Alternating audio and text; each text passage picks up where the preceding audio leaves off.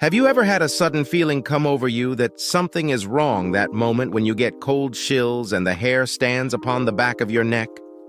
Tonight was one of those nights for me. My name is Bill Jackson. I'm 46 years old, 5'11", 175 pounds. I am the plant manager at a major beer brewing company in Fort Worth, Texas. No, not. Peter Griffin from The Family Guy.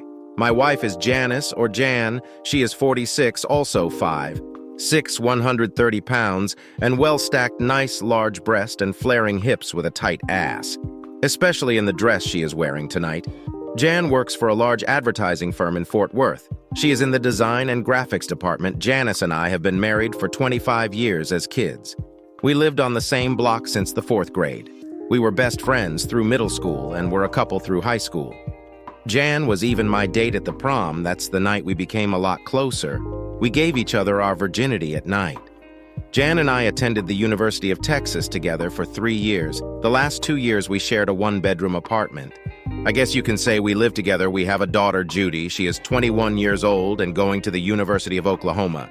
The traitor, LOL. Judy is also engaged to Brad Johnson, a very nice young man from Oklahoma City. Brad is from oil money. His dad is a big wig in a major oil company in Norman, Oklahoma. Brad also is 26 years old, so he is a little more mature and head over heels in love with our daughter. We are very happy for both of them.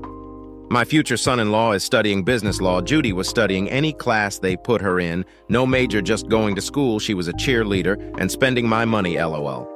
Jen makes about $55K per year at her job, and as a manager for the High Life Brewing Company, I brought home over 300 grand. So we were financially sound. About 15 years ago, we found a house on Lake Arlington that was in foreclosure. We made an offer on it for $350,000 cash and bought it, fixed it up, and at this time it is valued at $2-3 million.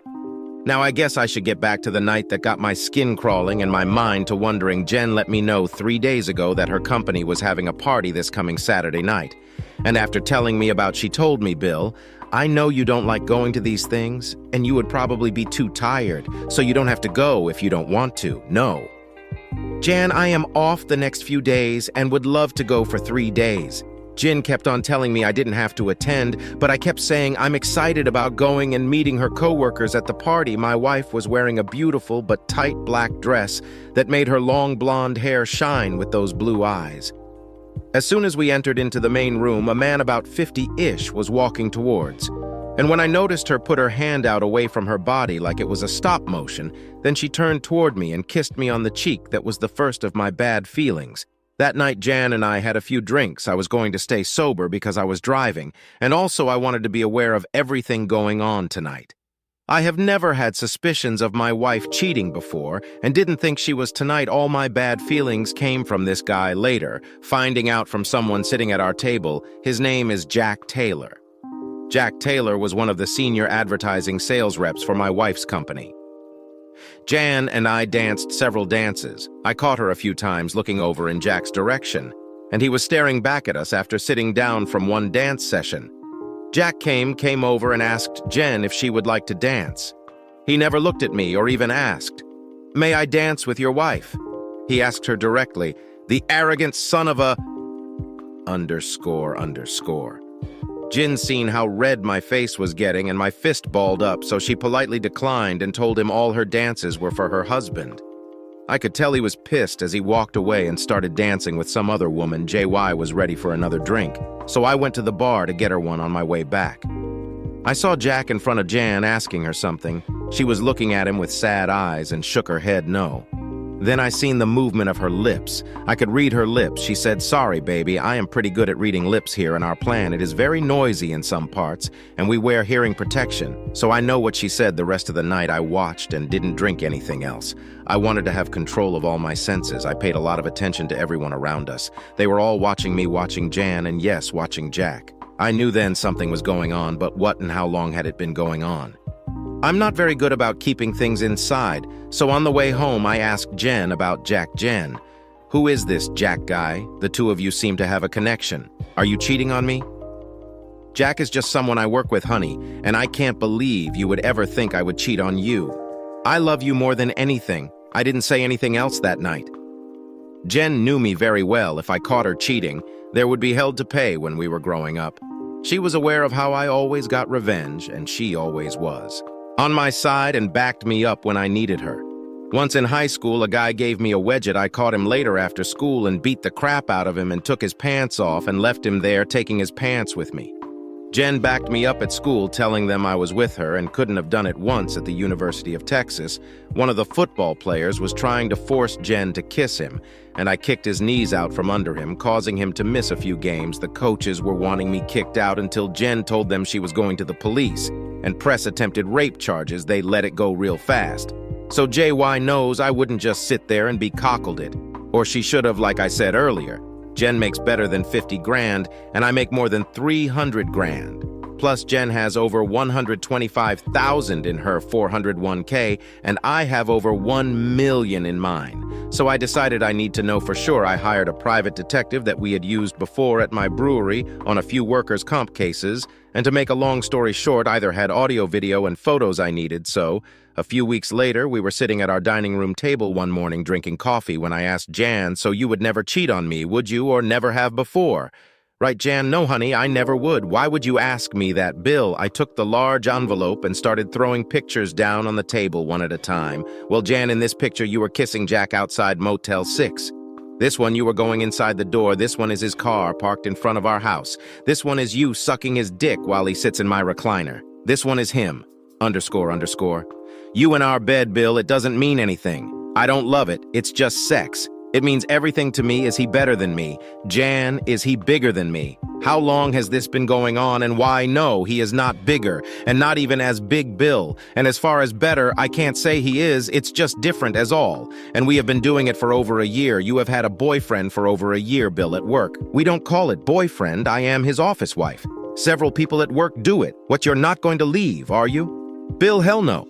Underscore, underscore. I am not leaving you. You are. I have packed most of your clothes and personal belongings in your BMW. I want you out of my house now. Underscore, underscore. I grabbed Jen by her arm and escorted her to her car. Where will I go, Bill? I don't care where you go. Underscore, underscore. Go, underscore, underscore. With your office husband. I can't go to him. Jack is married with 3 kids. I had already known this. It was in the Pies report, his wife's name and kids as well as address. But I didn't let Jan know that I had that info. Jan, I don't care where you go. Head on back to Motel 6 and be sure let your underscore, underscore. Buddy, no, but get the underscore, underscore. Away from here and stay away, Bill. Are you just going to throw away 25 years of a good marriage, Jan? It was less than 24 years of a good marriage and over 1 year of a cheating marriage, and you are the one that threw it away. Underscore, underscore. Crying, Jan got in her car and drove away. 3 hours later, the phone rings. It's my loving daughter. Hello, Judy. How's all the wedding plans going? They were doing all the planning, but I was covering the expenses, and she was having a large wedding, but it is my only daughter. And I do love her very much. Then the conversation went all to hell. Dad, Mom says you kicked her out of the house. Why the underscore, underscore? Would you do something like that? Well, Judy, your mom should be the one to tell you this, but I caught her cheating on me. Oh, grow up, Dad. This is the 21st century. That happens all the time. It's not that bad when a woman goes out and gets her some. Men used to do it all the time. I never have, and I won't put up with it either. So are you doing that to Brad, Dad? That's not of your business. And Brad and I aren't married yet, so what I do is not his concern. Okay, who else does this crap that I know? And Betty does, Dad. So what? My family, the 3-horse, Dad, get over it and let my mom come back home. Besides, it's not that big a deal. And Dad, I have met Jack. He is a wonderful man. Mom wants him involved in the wedding, and so do I. I couldn't believe what I was hearing. Are these underscore, underscore stupid? Did they fry their brains on drugs or something? Well, Judy, if you want him in your wedding, let him walk you down the aisle, because if he is there, IWB, then I hung the phone up. My phone rang several times throughout the night, but I refused to answer it. 2 days later. JY showed up at the house with a piece of paper. It was a court order. Her office husband did have a great lawyer, and she was granted a temporary order to be let back into the house until everything was resolved. She also wanted to talk about her affair, the stupid underscore, underscore. Felt like it was not affecting our marriage. She was affectionate to me when I asked for it, and would continue be that way to me, and she seen no reason to stop with Jack, underscore, underscore. You know, I will never put up with a cheating, underscore, underscore. For a wife, and as far as wanting to be affectionate with you, I will never touch you again. Underscore, underscore. You can have the master bedroom since that's where you, underscore, underscore, him. I have been sleeping in one of the spares since I found out how big of a, underscore, underscore, my wife was, but I am not a, underscore, underscore. Jan, I don't care what you say, it doesn't matter anymore. I will file for divorce this week and get rid of your skanky-ass bill. I don't want a divorce, and besides, Jack and I have talked to his lawyer, and if you divorce me, I get the house and half of all our assets, then you make more than I do, so I would get a big chunk of your check for alimony, so my dear husband, you might as well sit back and enjoy the ride, as Jack says, underscore, underscore. You and Jack, you, underscore, underscore. I got up and went into my bedroom about midnight. Jen knocked on my door crying, saying she was sorry and she wanted it to work out for us, but she wanted Jack. Also, the next morning I went to see one of our company lawyers. He pretty much said it would go as Jan had said she would get the house and half of everything. Judy was out of the house, so there would be no child support, and yes, she would get at least $125,000 of your alimony. Bill, he said you are, underscore, underscore. If you divorced her. Sorry. My friend the next few days was calmer. We never spoke to each other, but the third day, Jen asked me, "Are you still foolish enough to try for a divorce? My lawyer is looking at it as we speak, underscore, underscore. You, Bill, I will take everything you have. I didn't say anything else. Just drank my high life. About an hour later, Jan had been talking on the phone in the dining room, and she brought me the phone. Someone needs to speak to you, Bill. Hello, Bill, this is Jack. Hey man, I know you are pissed, but you just need to go along with it, cucky boy. We will take everything and make your life miserable. If you don't prick, you don't know who you, underscore, underscore. With you can have the, underscore, underscore. I don't want her anymore. She is damaged goods, so go, underscore, underscore. Yourself and your, underscore, underscore. Then I slammed the phone down. I looked at Jan and couldn't believe how stupid her and, underscore, underscore were. I had caught them by putting a private detective on them. I had video and audio. I had pictures speaking about the audio. If they were so smart, wouldn't they know the conversations in this house and on this phones were still being recorded? Stupid people. The next week, Jin met with her office husband 4 times. It was at Motel 6 and not here. I did tell her if she, underscore, underscore. Him here again, I would kill them both. I think she finally believed me. The brewery that I worked for had been purchased last year by a larger brewery from Colorado, the Rocky Mountain. Yes, we were running both products out of our plant here in Fort Worth. We were using 2 managers myself on my product, and the other product was being ran by James. James was the plant manager from Colorado. He was much younger and a very bright person. I liked him a lot. James had went through a divorce before he came here, so he knew what I was going through. Our company had been wanting to downsize and have just 1 manager. The good thing that was on my side was we are unionized. They wanted the younger guy, and James was from the purchasing company. They had been trying to buy me out. The latest offer was $500,000 and turning my retirement from the previous company over into stocks. What better stocks to have in this depressing world? Beer stocks. LOL. James and I went to a local strip club close to the plant. James came here often, seeing he was divorced and had nothing much to do every night. That's when everything came to me. It was in our chat my life got better. Bill, I know what you were going through. That blood-sucking ex of mine got everything. I wish I had just sold off everything or gave it away and just ran off and never got a divorce. James, my friend, you are the smartest man I know. I downed my beer and shook his hand. Thank you, my friend. Then I walked out of the door and drove home. Luckily, Jan wasn't home. Guess she was out getting her office stick tonight. JY didn't come home all night, and I realized how little I missed her at one time. I love JY more than anything in this world. Now I hated the cun. My plan was going into effect soon. Today was Sunday, and I was at home watching football when my daughter called. Dad, are you getting over your mad spell? What do you want, Judy? I'm calling because Mom wanted me to talk to you about the wedding. Okay, what is up, daughter? Mom, and I think Jack should be in the wedding also. Maybe he could walk up the AIS behind you and me, then sit when he gets to Mom. Judy, is that really what you want? Yes, Daddy, I think I do, and I know Mom does. You are my father and Mom's husband, but Jack is her office husband. So we think you should be in the wedding. Judy, I have a better idea. Let your office dad walk you down the aisle because IWB there. I will call Brad and give him my apologies. Dad, don't be silly. Brad doesn't like this either, but he will get over it on our wedding night. Judy, I wish you a good life, sweetie. Bye. What does that mean? Dad, I never answered her, just hung up and cried. Jan came home Sunday night and asked, "Did you miss me, honey?" __. I will never miss you. Go somewhere and die. Jen ran off to her room crying. Monday morning, I was in the corporate office at 8 a.m.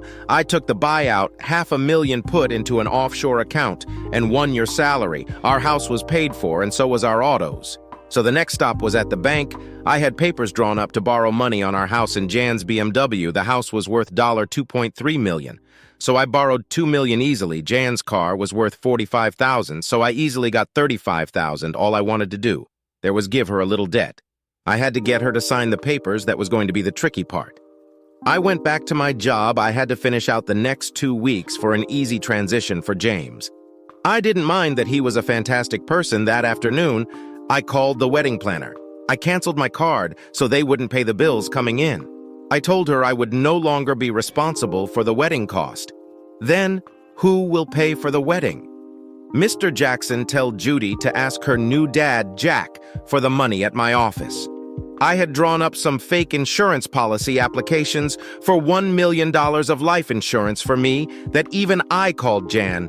She was surprised that I had called her, Jan. If you were not going to be with Jack tonight, can we have a nice dinner? Oh, that would be great. I am so happy you are getting over this. Where do you want to go? The Italian Inn downtown under the lights. Is that okay? That sounds so romantic, darling. Maybe you will get lucky tonight, Bill. I hope to get luckier than...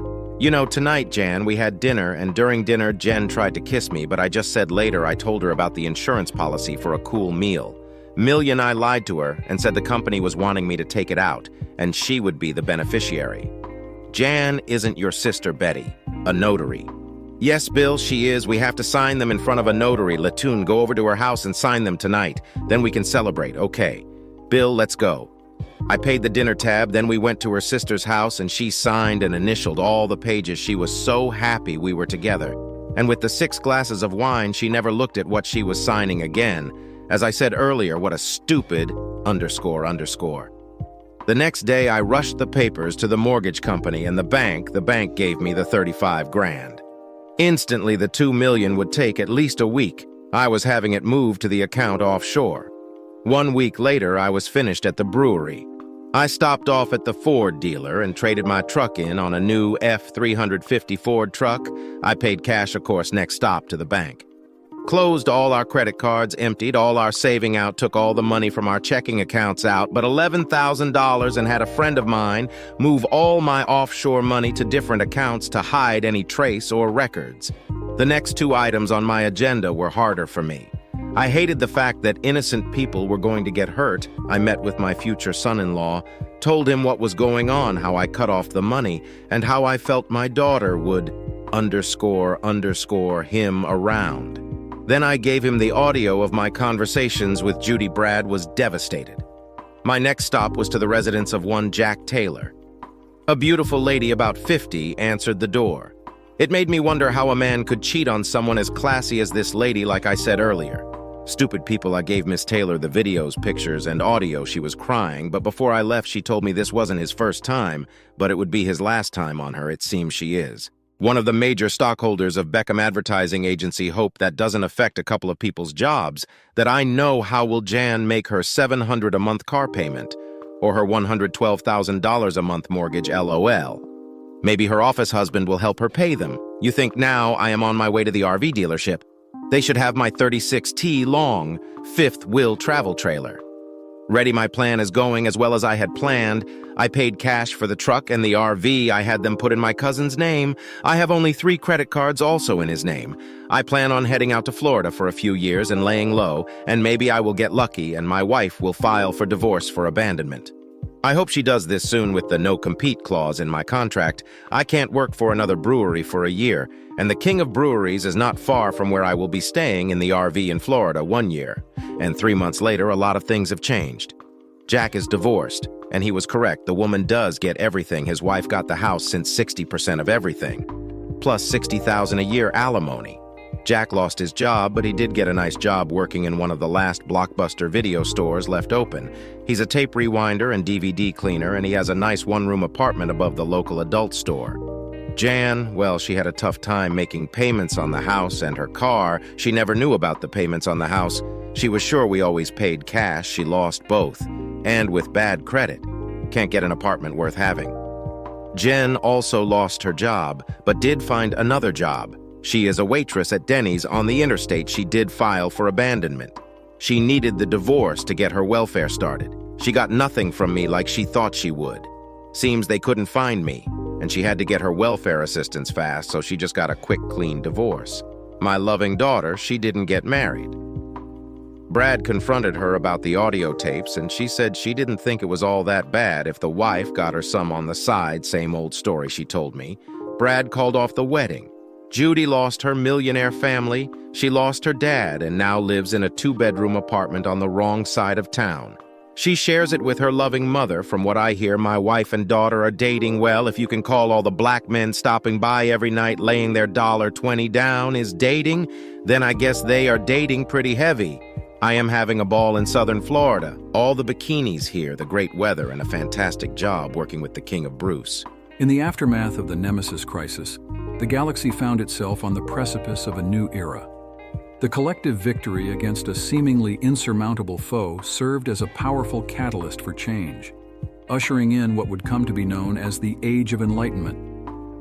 This chapter explores the profound transformations that occurred as civilizations across the galaxy sought to build upon the unity and cooperation that had saved them from the brink of destruction.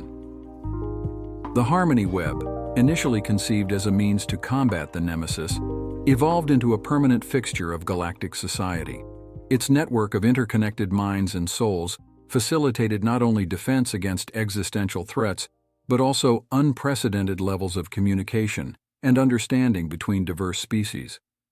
The web became a conduit for sharing knowledge, culture, and technology, accelerating the pace of innovation and discovery in ways previously unimaginable. Under the stewardship of Ambassador Marquez and the guidance of the Aeonians, the Galactic Assembly embarked on ambitious projects aimed at addressing long-standing issues and unlocking the potential of every world within the Assembly's reach. One of the first initiatives was the Universal Education Program, a galaxy-wide effort to provide access to knowledge and learning resources for every being, regardless of their planet of origin. This program leveraged the Harmony Web's capabilities to tailor educational content to the needs and abilities of different species, fostering a generation of learners who were not only more informed, but more empathetic towards the diverse forms of life with whom they shared the galaxy. Another landmark achievement of this era was the Intergalactic Infrastructure Initiative, 3, which focused on developing sustainable and resilient systems of transportation, energy, and communication. The 3 saw the construction of interstellar highways that connected even the most remote corners of the galaxy, the deployment of clean energy technologies that harnessed the power of stars, and the establishment of a galactic communications network that ensured no voice, no matter how distant, went unheard. The Age of Enlightenment also witnessed significant advancements in the fields of medicine and environmental science. The Galactic Health Coalition was formed, combining the medical knowledge and expertise of hundreds of species to combat diseases and improve the health and well-being of all galactic citizens. Simultaneously, the Environmental Restoration Corps worked tirelessly to repair the damage inflicted on countless ecosystems by centuries of neglect and exploitation, restoring planets to their natural splendor and ensuring they could sustain life for eons to come. However, the most profound change of this era was perhaps in the realm of philosophy and spirituality. The shared experience of the Harmony Web led to a renaissance of thought regarding the nature of consciousness, the interconnectedness of all beings, and the purpose of existence itself. New philosophies emerged, blending the wisdom of ancient traditions with the insights gained from the web, promoting values of compassion, stewardship, and unity. As the Age of Enlightenment progressed, the galaxy became a more vibrant and harmonious place. The barriers that had once divided species and worlds were eroded by the tides of cooperation and mutual understanding. The challenges of the past, though not forgotten, were seen as stepping stones to a brighter future, one where the potential of every individual and civilization could be fully realized. As the Age of Enlightenment flourished, the galaxy stood as a beacon of hope and unity, a testament to what could be achieved when diverse beings come together for a common purpose. The final chapter in this saga reflects on the legacy of this remarkable era and the indelible marks it left on the fabric of the cosmos. In the centuries that followed, the principles established during the Age of Enlightenment guided the galaxy through times of peace and conflict, prosperity and adversity. The Harmony Web, once a novel invention, became an integral part of galactic society, a symbol of the interconnectedness that was now the foundation of interstellar relations. It had evolved beyond its initial purpose, becoming a living archive of galactic history and culture, a network where the thoughts and dreams of countless generations mingled in a tapestry of shared consciousness. Ambassador Marquez, whose leadership and vision had been instrumental in ushering in this era of unprecedented cooperation, became a figure of legend. Her legacy was not just in the diplomatic victories or the initiative she championed, but in the spirit of empathy and understanding she embodied. Statues and memorials were erected in her honor on worlds across the galaxy, but her true monument was the peace and prosperity that her efforts had helped to secure. The Galactic Assembly, too, underwent a transformation, expanding its mandate to include not only the governance of political and economic affairs, but also the stewardship of the galaxy's collective heritage. It became a forum where the voices of all beings could be heard, a place where decisions were made not by the few but by the many, in the spirit of the democratic ideals that had been the hallmark of the Age of Enlightenment. As the galaxy looked outward, exploring the unknown reaches beyond the outer veil and making contact with civilizations beyond their wildest imaginations, the principles of the Harmony Protocol and the lessons learned from the Age of Enlightenment guided their approach. New members were welcomed into the galactic community with open arms, their unique cultures and perspectives enriching the mosaic of galactic life. Yet the legacy of this era was not without its challenges. The Harmony Web, for all its benefits, also raised questions about privacy and individuality, about the balance between unity and diversity. The galaxy grappled with these issues, engaging in spirited debates that tested the limits of their ideals but ultimately strengthened the bonds that held them together. In the end, the Age of Enlightenment was remembered not just for its achievements, but for the journey it represented, a journey from division to unity, from conflict to peace, from isolation to a shared destiny among the stars. It was a reminder that the greatest challenges could be overcome through cooperation and understanding, and that the diversity of the galaxy was its greatest strength. As the saga comes to a close, the galaxy stands on the cusp of a new frontier, ready to face the future with hope and courage. The legacy of the Age of Enlightenment, with its emphasis on unity, empathy, and exploration, continues to guide its path, illuminating the way forward like the stars that shine in the endless expanse of the cosmos. The story of humanity's ascent and the transformation of the galaxy is a testament to the indomitable spirit of all beings who dare to dream of a better tomorrow. It is a legacy of stars, a beacon of light that will continue to inspire generations long after the last page of this saga is turned, reminding all who look upon the night sky that they are part of a grand interconnected cosmos, a cosmos that thrives not in spite of its diversity, but because of it. Her side, I remembered our wedding and how he'd been scowling at me the entire time now.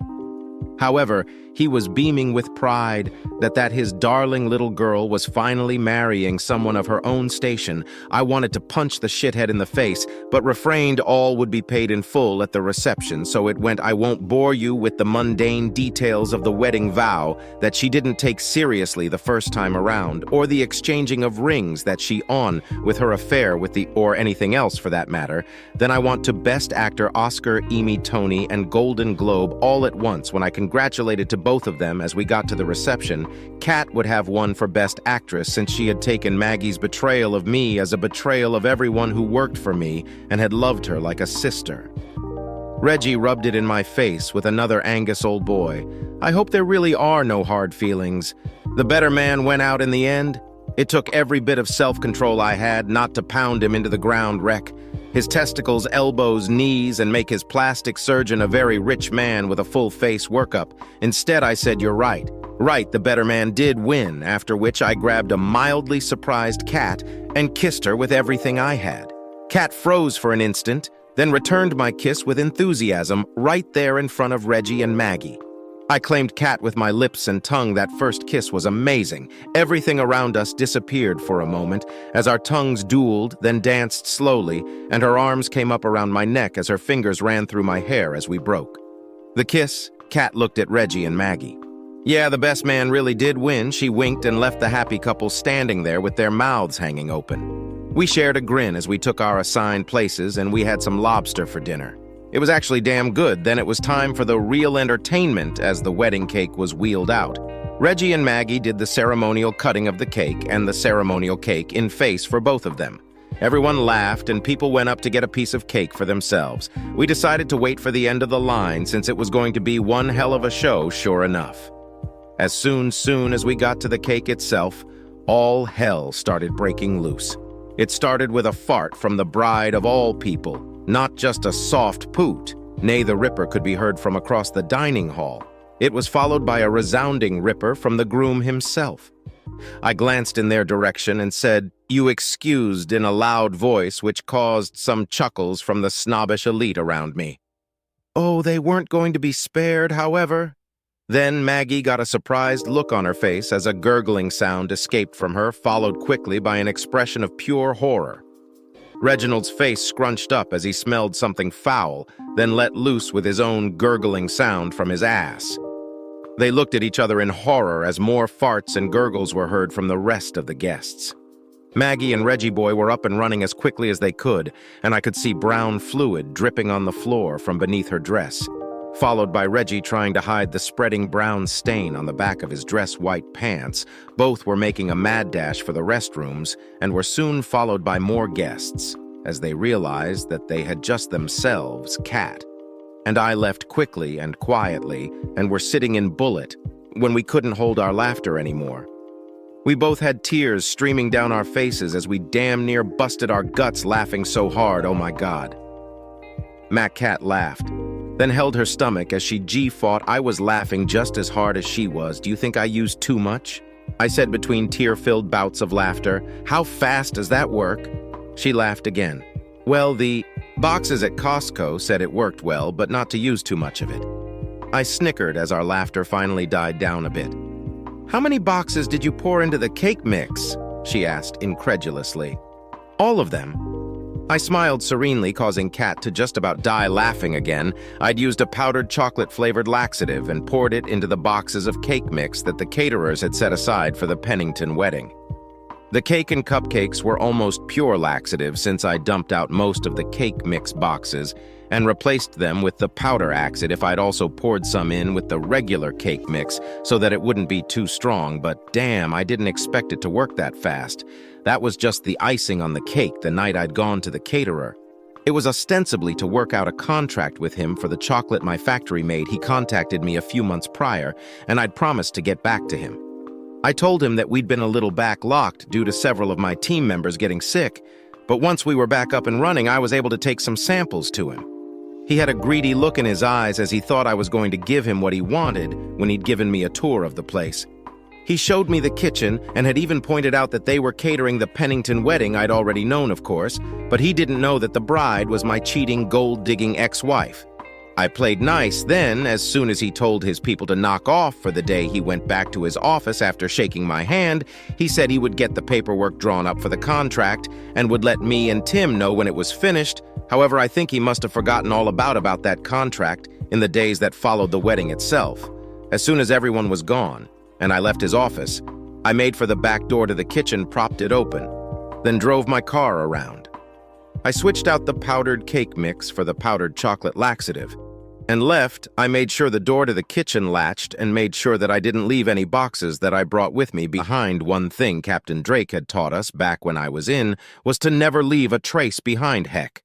A good guy. Last I heard, he'd resigned his commission and was now a history professor at UCLA by the day of the wedding. All the evidence was gone. Nothing could tie me to the super LAX cake, only Kat. And I knew of the plan, and she wasn't talking when Kat and I made it back to our place. She looked at me seriously.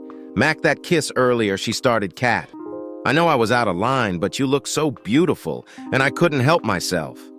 I blurted. She put a finger to my lips. "Let me finish, baby." She said, "That kiss earlier was the best damn kiss I've ever had. You're a good man and damn fine for a white boy.